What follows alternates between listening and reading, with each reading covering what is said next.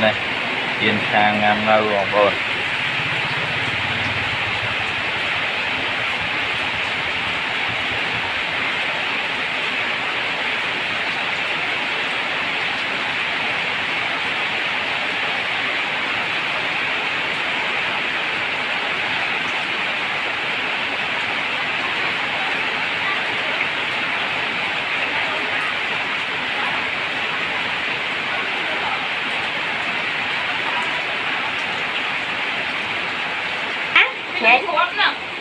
nó quạt cái chứ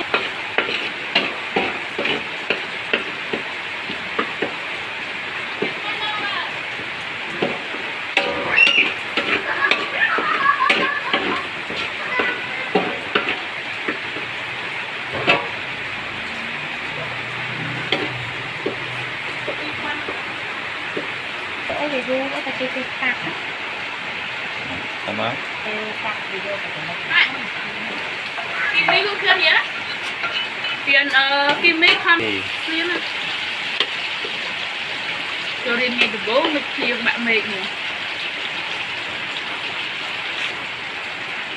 Chưa miên ở mau phi bay của miên này. Bây mong mà nó về này mình chở. Còn đến này mình chở. Cha, không mẹ tôi chua đấy.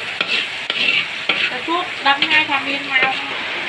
Thằng đút con mình mau cá chọn. Anh sao nhưng mà anh sẽ đút con mình mà mau đút là trong một cái lá keo nữa mà keo bánh.